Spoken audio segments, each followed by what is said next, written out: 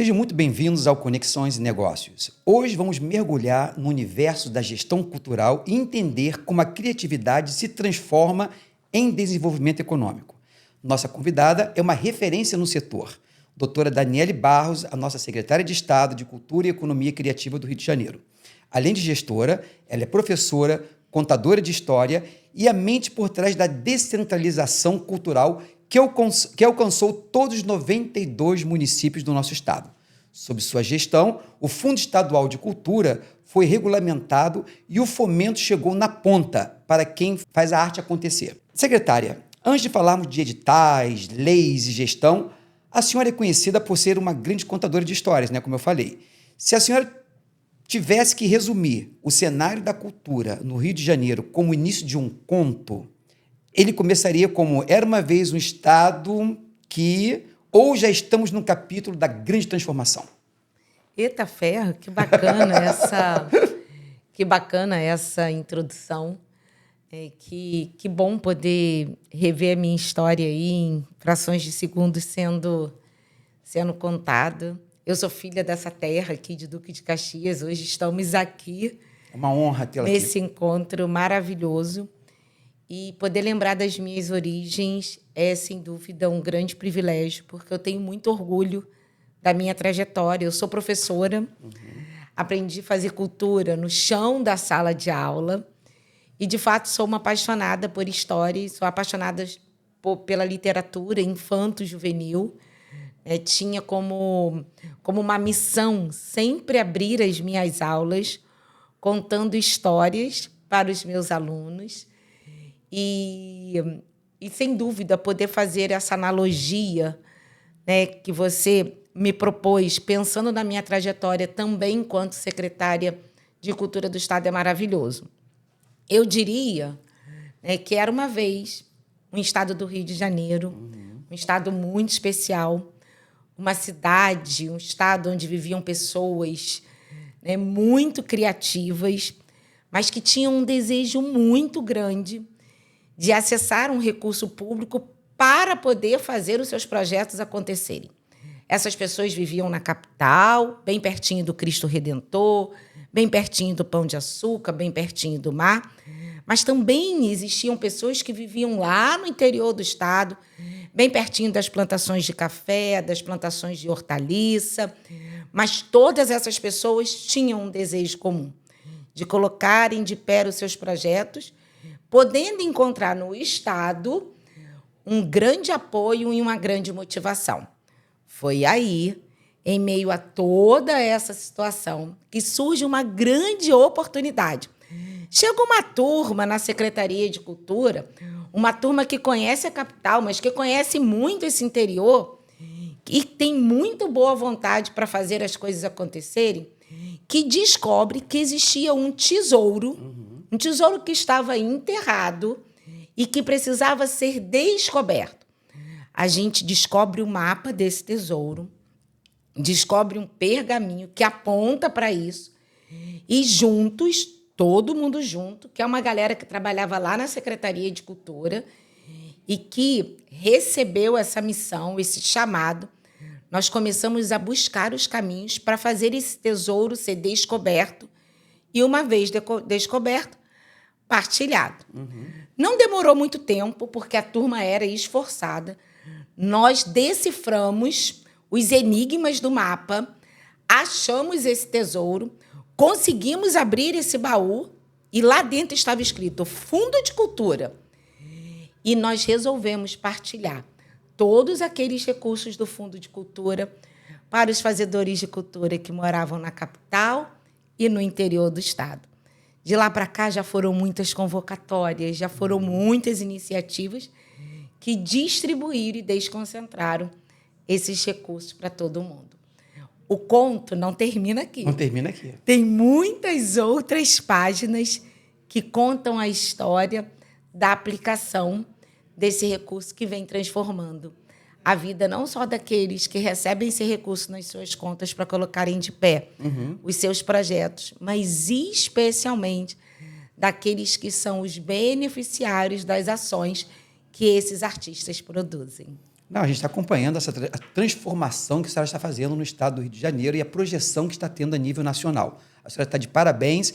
E eu queria falar um pouco sobre esse olhar de professora e de assistente social para a regulamentação técnica do Fundo Estadual de Cultura. Como é que foi isso? É isso. A gente chegou e existia esse desejo por parte da sociedade. Existia uma obrigação por parte do Estado. O Fundo de Cultura ele é fruto de uma lei.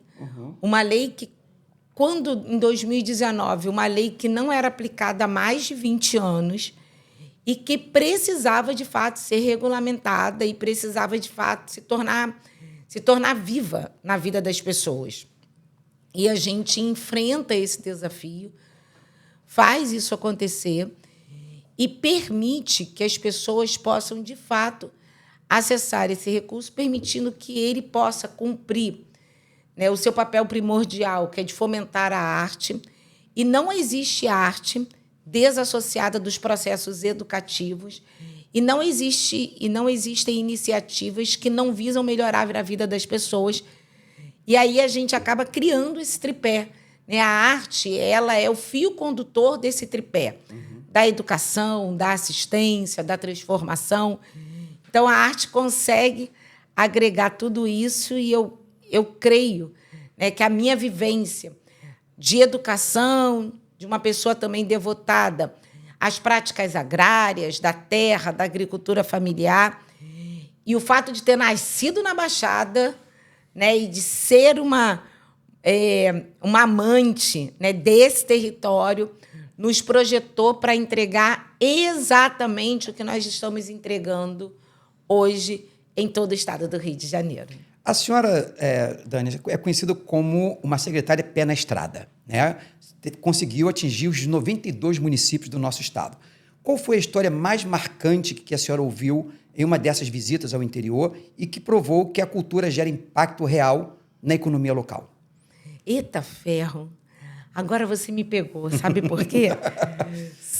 Não quero deixar a senhora comprometida, eu sei que foram muitas visitas ao longo, olha, né, dessa gestão. São tantas experiências lindas, são tantos testemunhos, né? Porque quando a gente vai, a gente vê, né? A gente participa, a gente de fato se mobiliza. Mas eu vou contar uma história de ontem, porque, graças a Deus, todo dia na minha vida a gente tem uma oportunidade de construir memórias. Eu quero falar de uma memória recente. Ontem, eu estive na cidade de Cachoeiras de Macacu. E lá naquela cidade de Cachoeiras de Macacu, nós inauguramos um projeto que é um projeto super lindo, construído e viabilizado graças à Lei de Incentivo do Estado do Rio de Janeiro, que é uma lei muito especial, muito poderosa, que é a lei do ICMS. É quando o Estado renuncia a um recurso que ele iria receber através de imposto e fala: patrocina esse projeto aqui que é muito bacana, e ao invés de você depositar o dinheiro nessa conta aqui, você vai depositar nessa para fazer a cultura acontecer. E ontem a gente inaugurou uma lona na Lua. E é a nossa terceira lona na Lua que nós inauguramos ao longo desses quase 7 anos. E ontem nós tínhamos no palco cerca de 70 meninos se apresentando entre produção e artista, entre aqueles que a gente vê e aqueles que estão por trás das cortinas fazendo as coisas acontecerem. E eu vi uma integração gigante, que é uma integração que está atrelada à questão das faixas etárias. Né? Você vê meninos muito pequenininhos, você já vê meninos mais caminhando para a juventude. Né? E eu vi muitos meninos que também apresentavam situações de autismo, meninos Down. E todos eles vivendo de forma bastante harmoniosa o potencial da arte, entregando o potencial da arte.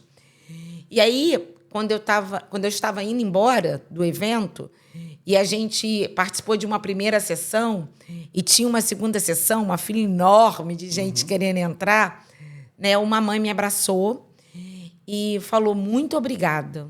Eu não sei se ela, de fato, era uma mãe de um desses meninos atípicos que estavam ali, né? Mas uma mãe agradeceu e dizia que, em algum momento, aquele menino não estava se encaixando na escola. Estava com alguma dificuldade de se encaixar na escola que ele estava estudando, mas que, no projeto, esse menino recebeu um processo de despertamento. E ele ia para o projeto muito feliz, ela não precisava insistir para ele ir para o projeto. E, graças ao projeto, ele estava valorizando também a sua vida escolar, porque o projeto estimulava, porque para participar do projeto tem que estar na escola, tem que ter ali um desempenho escolar também satisfatório. Então, acabava que o projeto, né, estava corrigindo o caminho desse menino, atrelado também à caminhada escolar. Então, é isso. Quando a gente recebe um abraço de uma mãe, né, que muitas das vezes já se esforçou para dar conta de algumas situações que ela se vê, de fato, esvaziada, né, no sentido de não conseguir, com as suas próprias forças, dar conta, inclusive, de uma orientação educacional, de um estímulo, porque também já está cansada, porque também já chega do trabalho exausta. E ela identifica num projeto de cultura a possibilidade desse apoio. E, sem nos conhecer, dá um abraço apertado, né, e sussurra no nosso ouvido essa espécie de agradecimento, para a gente valeu a pena. Para a gente valeu a pena e tem valido a pena.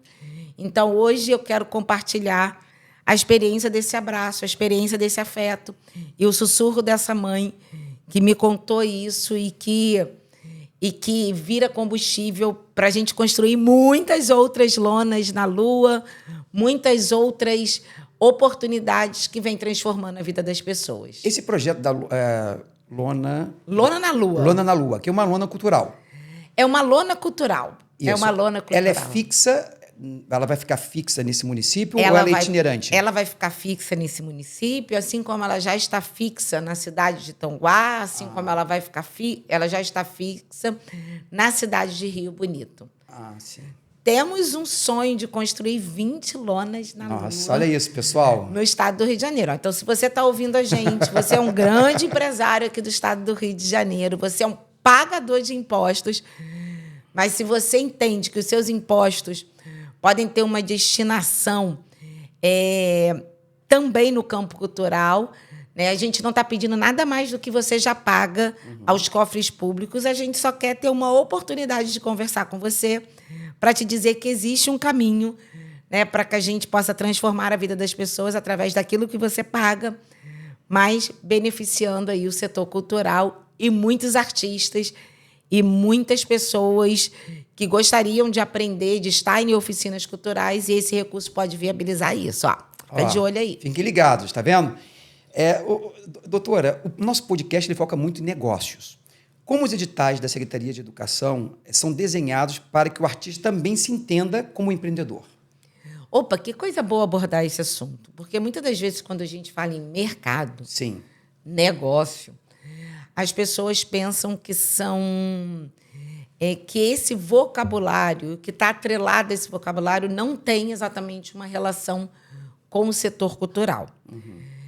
A Secretaria de Cultura do Estado do Rio de Janeiro, ela não é só uma Secretaria de Cultura. Ela é uma Secretaria de Cultura e de Economia Criativa. Isso. Porque nós acreditamos nesse poder do empreendedorismo cultural. Nós acreditamos nos escritórios que contratam pessoas para promover projetos. Nós acreditamos no mercado do entretenimento. Nós acreditamos no mercado de eventos.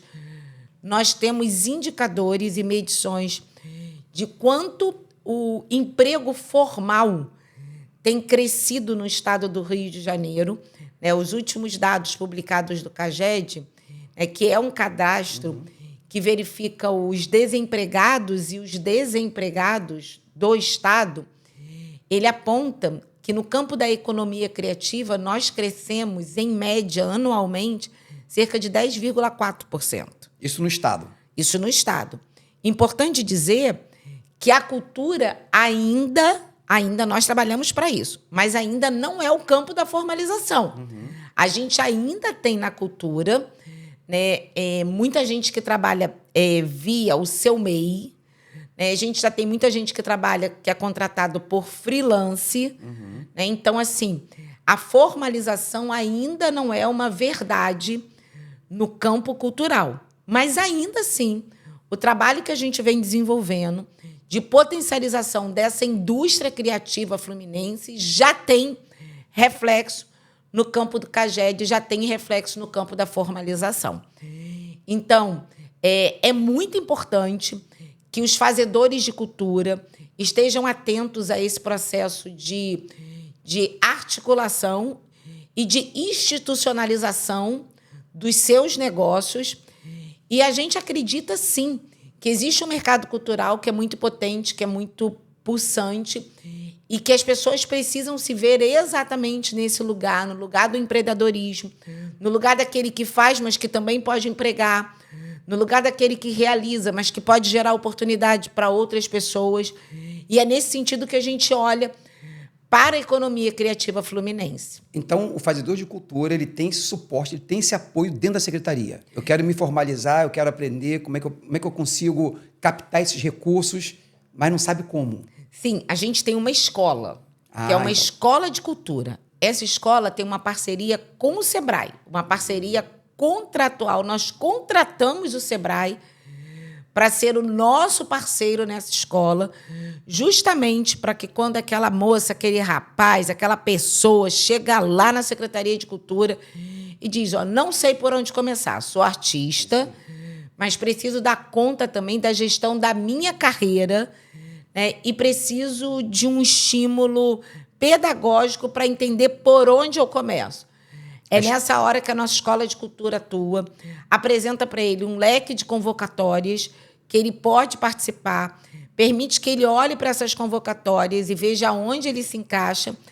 E aí a gente começa a ensinar as pessoas a gerenciarem as suas carreiras, olhando e espelhando aquilo que a Secretaria de Cultura pode oferecer.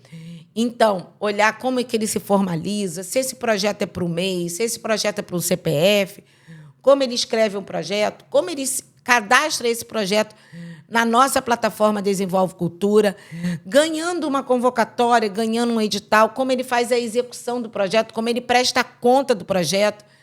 Tem toda essa assistência. Toda essa assistência via um curso que essa pessoa precisa fazer, de no mínimo 12 horas, que pode ser presencial, mas que também pode ser online, através das plataformas de educação à distância. Muito bom. E como é que a iniciativa privada pode caminhar junto com a secretaria para potencializar essa economia criativa? Eu acho que a gente já começou falando que a lei do ICMS é um caminho. É um caminho. É um caminho. A gente potencializa muito as nossas ações e chega a muitos lugares, de fato, porque a iniciativa privada olha para a Secretaria de Cultura, entende que a Secretaria de Cultura pode ser uma parceira importante no campo do crescimento da sua reputação diante do território que ela está inserida. E aí, a partir daí, a gente olha para projetos que geram uma conexão exatamente entre a Secretaria de Cultura, o território e a sua marca. E aí, através da renúncia de impostos, a gente pode financiar esses projetos. Esse é um caminho. Esse não é o único caminho. Então, existem também empresas que têm um desafio de responsabilidade social e que aí não tem nada a ver com a renúncia de impostos, mas, por exemplo, empresas que se instalam em determinados lugares e, porque se instalaram em determinados lugares e estão diante de um benefício, precisam devolver a esse território algum trabalho, né, que seja numa espécie de uma contrapartida por estar ali. A Secretaria de Cultura também tem um cardápio de projetos que pode ajudar essas empresas a identificarem um projeto bacana que cumpra com esse requisito de compensação. Que é um requisito de compensação. Para além disso, né? A Secretaria de Cultura está aberta a muitas parcerias. Para que você tenha uma noção, tem uma empresa importante que desmobilizou a sua operação no estado do Rio de Janeiro e ela queria fazer uma doação de todo o seu mobiliário. E como a gente tem uma relação com muitos empreendimentos culturais na capital e no interior do estado, nós recolhemos todos aqueles mobiliários que estavam em perfeito estado, que eram mesas, cadeiras, suportes para TVs, computador. E a gente, que tem uma fé pública para o recolhimento desses bens, recolhemos e conseguimos reposicioná-los, atendendo muitos projetos em áreas de comunidade. Então, assim, você que está aí do outro lado, né, existem diversos caminhos de se conectar, né, da iniciativa privada se conectar, de fato, com esse mercado cultural, com a Secretaria de Cultura, e a gente pode sentar numa mesa e descobrir aí o que faz sentido para as duas casas. Eu sei que a senhora se debruçou muito sobre essa regulamentação do fundo estadual. A senhora acredita que essa desburocratização foi um divisor de águas? Não tenho dúvida.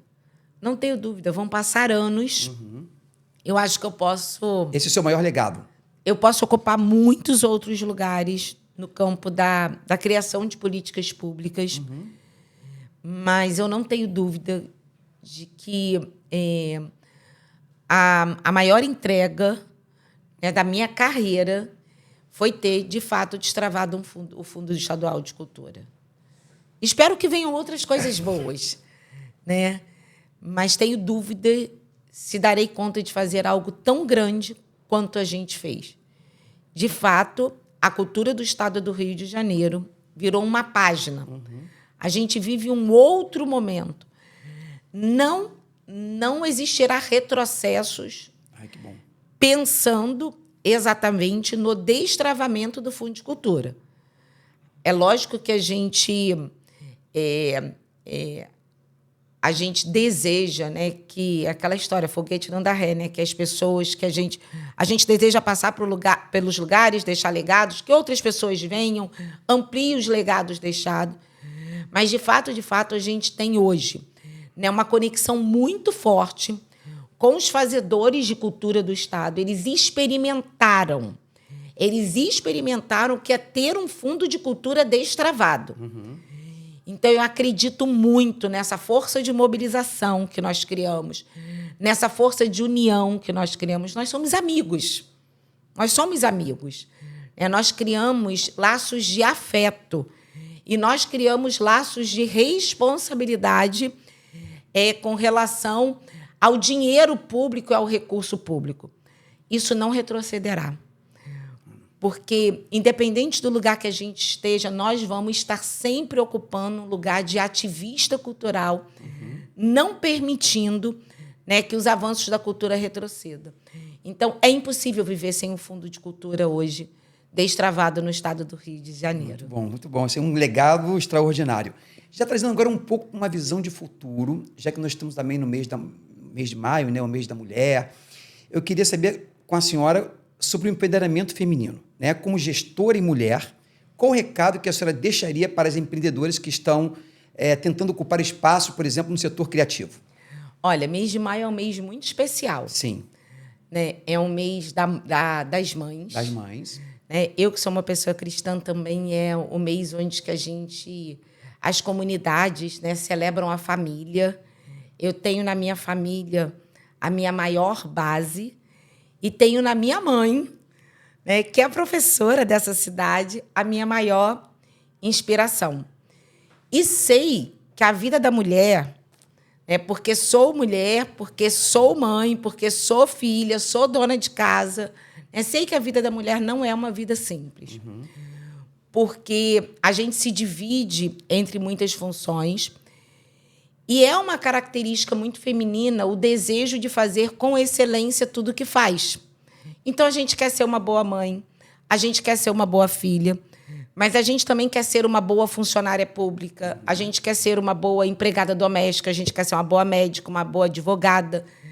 A gente não quer abrir mão da excelência, independente do lugar que a gente ocupa. E isso tem um preço.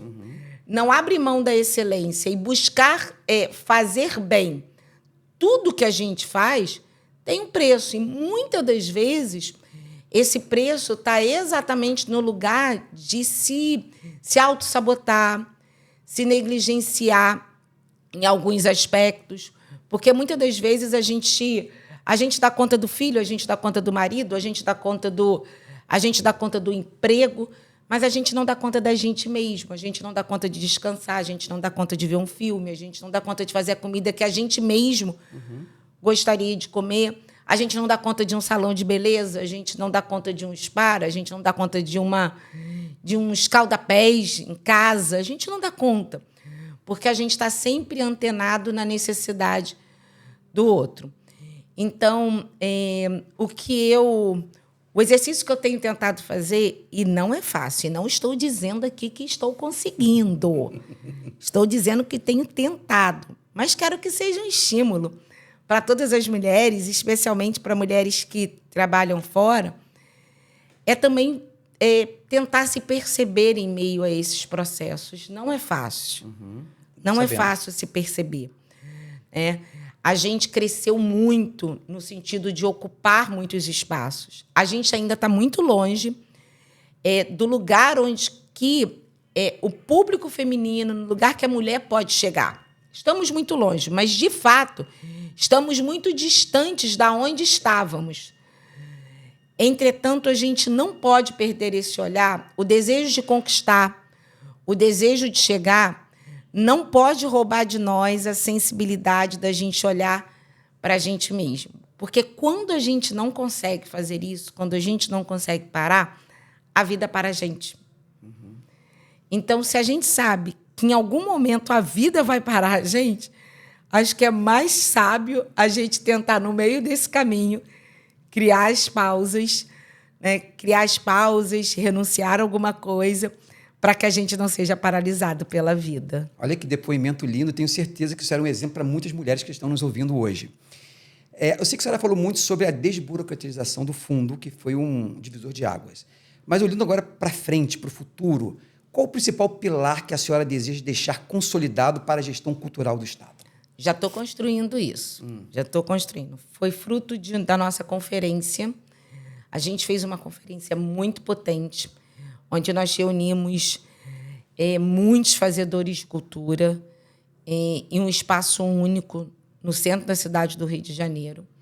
E uma das metas estabelecidas pela conferência foi, de fato, a desconcentração dos recursos a partir do serviço cultural. A cultura precisa ter o seu CEP. As pessoas precisam entender aonde acha o movimento cultural. E nós estamos aí num desafio muito grande, que é, de fato, estabelecer os CEPs da cultura no interior do Estado e em alguns lugares da capital do Estado, oferecendo o serviço da cultura, oferecendo uma oficina de capoeira, uma oficina de artesanato, uma oficina de dança, uma oficina de teatro, uma oficina de música, mas oferecendo de forma contínua e de forma recorrente. Porque nós não podemos nos acostumar com aquilo que é efêmero na cultura. A gente precisa de continuidade. É a continuidade que, de fato, altera a rotina e que melhora a vida das pessoas. Então, nós estamos aí num grande desafio de fazer a cultura chegar em pelo menos 60 municípios do Estado. Já demos o pontapé inicial desde o ano passado nesse processo. É um processo de implementação de política pública, por isso ele não é um processo rápido. Tudo que nasce gigante é monstro, e nós não queremos construir uns monstrinhos da cultura, nós queremos construir um projeto que seja potente no campo do seu alcance, mas que comece de forma escalonada, para que possa ser medido os indicadores e os efeitos desse projeto e a seriedade da empregabilidade do recurso público nessa ação. A gente está construindo, daqui a pouquinho já tem centros de referências da cultura chegando em alguns lugares, já vai alterando a rotina do lugar que chega, mas, de fato, quando a gente tiver todos eles em funcionamento e que talvez a gente não consiga entender essa virada ainda esse ano. Talvez essa virada aconteça no ano de 2027, no ano de 2028, mas, de fato, a gente está dando passos para que isso seja, de fato, potente em todo lugar que ele está sendo implementado. Muito bom, doutora. Assim, eu estou recebendo aqui um feedback, né, da nossa produção e a audiência está nervosa, querendo conversar com a senhora. Porque tem muita gente que gosta de cultura, sim, tá vendo? Quando eu disse que a senhora viria aqui hoje, nossa, o pessoal está aqui me mandando mensagem, pedi o nosso amigo Walter para separar 3 perguntas da nossa audiência para a senhora poder responder aqui ao vivo. Ó, se eu souber... Walter, por favor, a primeira pergunta. Deixa eu só... Perfeito. A artesã Janaína, que mora no Parque Lafayette, está perguntando: secretária, muito se fala sobre o potencial cultural da capital, mas como os pequenos empreendedores criativos das cidades do interior, que muitas vezes não têm grandes aparelhos culturais, podem acessar os recursos do Estado para transformar suas tradições locais em negócios lucrativos e sustentáveis? Foi o que nós falamos. Nossa, olha que pergunta. Que boa pergunta, que boa pergunta. Primeiro, deixa eu te dizer que eu sou apaixonada pelo trabalho que as nossas artesãs, os nossos artesãos produzem no estado do Rio de Janeiro. O trabalho do artesanato era um trabalho muito invisibilizado, mas o governo do estado, através da Secretaria de Turismo, que valorizou a questão do empreendedorismo cultural, e através da Secretaria de Cultura, que olhou para o fazedor de artesanato também como um artista, como um fazedor de cultura. Esse trabalho vem crescendo muito através das feiras de exposição. Então, é um trabalho que vem ganhando larga escala no campo desse empreendedorismo cultural nos últimos tempos. E o que eu quero dizer para a nossa ouvinte, aí, espectadora, é que, no caso das convocatórias que a gente faz, que é o caminho que a gente tem para fazer o recurso chegar nas pessoas, existe parte do recurso que fica na cidade do Rio de Janeiro, porque a Lei da Cultura, que é a Lei 7035, diz que 40% de todo o recurso da cultura deve ficar na capital, mas 60% deve ser distribuído no interior. Então, existe nos nossos editais, existem cotas. Então, quando você concorre nos nossos editais, se você morar em Duque de Caxias, você vai concorrer com gente que mora na Baixada Fluminense. Sim. Isso facilita demais com que as pessoas possam chegar ao caminho de ganhar o recurso para o seu projeto. E tem uma outra coisa que eu acho que é super interessante, aí deixa eu falar disso também, é que, para além da gente fazer os nossos editais no estado do Rio de Janeiro, as cidades fazem os seus editais. Porque o recurso da cultura, através de uma lei chamada Lei Aldir Blanc, que tem um deputado da Baixada que ajudou a construir, que é o deputado Áureo, esse recurso ele chega no estado e chega também nas 92 cidades do estado. Então, por exemplo, eu vou dar o exemplo aqui de Duque de Caxias, aproveitar que a gente está nesse solo fértil. Cidade de Duque de Caxias recebe quase 5 milhões de reais para também fazerem as suas chamadas públicas. Então, você que é artesã do interior do estado, na sua cidade, tem recurso da Lei Aldir Blanc, que você pode acessar. Vai lá na Secretaria de Cultura, pergunta como é que está o recurso da Lei Aldir Blanc, porque você pode concorrer tanto na convocatória do estado quanto na convocatória da sua cidade. Então, tem muitos caminhos para impulsionamento, para fazer com que o negócio do artesanato possa, de fato, virar um negócio lucrativo e que você possa viver da sua arte. Então, essa ouvinte nossa, ela pode procurar a Secretaria de Cultura do município para se informar melhor sobre a lei. Exatamente. E se tiver alguma dúvida, aciona a gente lá através das redes sociais, Daniele Barros Oficial, Daniele com 2 L's, que a gente vai orientando você. Muito bom. Walter, temos mais uma pergunta? Sim, ainda nessa linha de raciocínio, a próxima é a Tuca Cosolino, artista plástica de Magé. Sim, Opa! Uma amiga nossa, Tuca. Ela manda a pergunta para a secretária. Para quem está do lado de fora do setor público, os editais de cultura às vezes parecem complexos e distantes. quais são as estratégias da secretária para tornar a gestão pública mais acessível, garantindo que o investimento chegue de fato à ponta, ou seja, ao artista e ao microempreendedor que movimenta a economia da sua cidade? Filha, Tuca foi cirúrgica, porque de fato, eu entendo. O artista, muitas das vezes, ele tem a habilidade para a sua arte. Sim. Do tipo, ele é um artista plástico, ele sabe fazer lá a escultura, a tela. Quando ele olha para o edital, que é um camalhão de folhas, Sim. com uma linguagem um pouco mais jurídica, mais burocrática, de fato, isso é assustador. Tem gente que não consegue passar da primeira folha, porque já acha que não entendeu, que não vai conseguir. O Dani, por isso ele tem esse curso que ele pode fazer. Exatamente. Olha, Tuca, se inscreve na Escola de Cultura. Isso é uma das alternativas. Ela pode fazer online? Pode.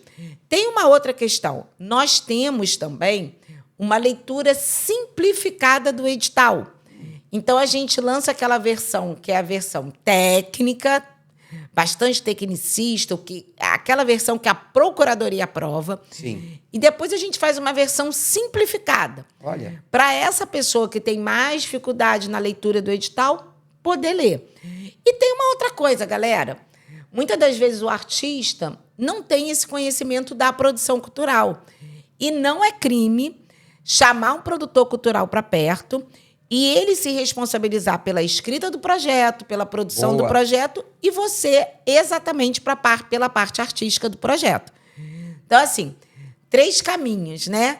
O caminho da leitura simplificada, quando o próprio artista quer fazer a gestão da sua carreira, a possibilidade de contratar um produtor cultural que tem na sua gênese essa função, né, e que conhece, muitas das vezes, esse texto, ou se inscrever lá na Escola da Cultura. Pronto, tá aí as dicas, Tuca.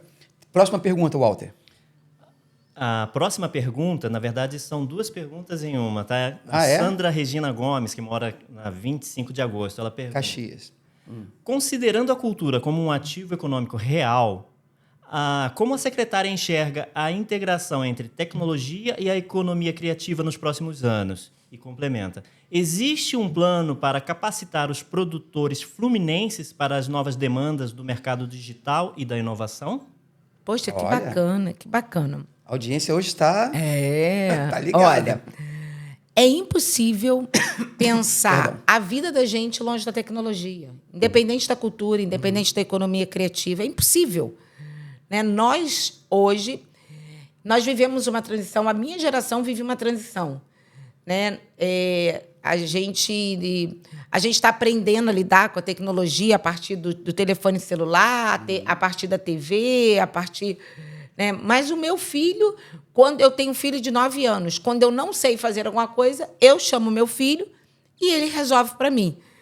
Ele já tem lá os videozinhos que ele já sabe editar, fazer aqueles compassos de videozinhos que já chega pronto. Já sabe. Eu não sei publicar algumas coisas, ele já sabe publicar. Então, assim, a vida da gente se tornou uma vida tecnológica. Sim. Não tem jeito. Então, é impossível desassociar qualquer que seja o campo profissional dessa questão da tecnologia. A economia criativa lida muito bem com esse tema. Até porque o tema do design é um tema do mercado da criatividade, o tema da tecnologia da informação é um tema atrelado ao mercado da criatividade, o tema do audiovisual, as indústrias do audiovisual são indústrias completamente tecnológicas. Hoje, os meninos, os grandes grafiteiros, né, do estado do Rio de Janeiro já fazem os seus grafites com óculos de realidade aumentada. Olha. Então, eles já pintam os muros a partir da utilização de um óculos de realidade aumentada. Então, eu quero dizer para vocês que a tecnologia caminha lado a lado do mercado criativo e do mercado cultural.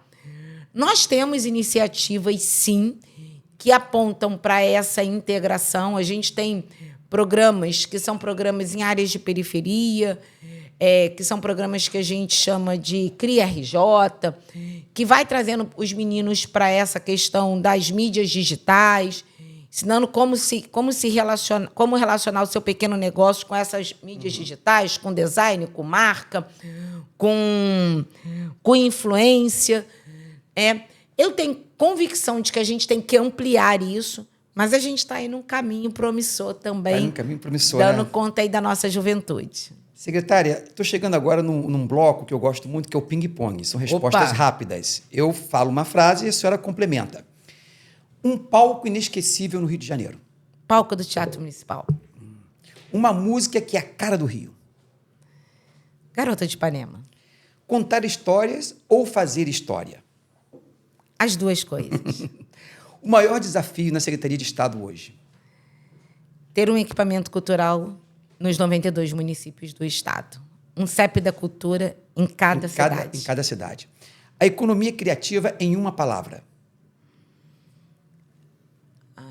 Rio de Janeiro. Bom, doutora, obrigado por essa aula maravilhosa. É inspirador ver como a gestão pública, quando feita com escuta, né, e técnica, como a senhora tem demonstrado, transforma a realidade das pessoas. E para você que nos ouviu, né, o Conexões de Negócio fica por aqui. Quinta-feira que vem, às 17 horas, tem mais. Até lá. E muito obrigado pela sua audiência. Obrigada e vamos em frente.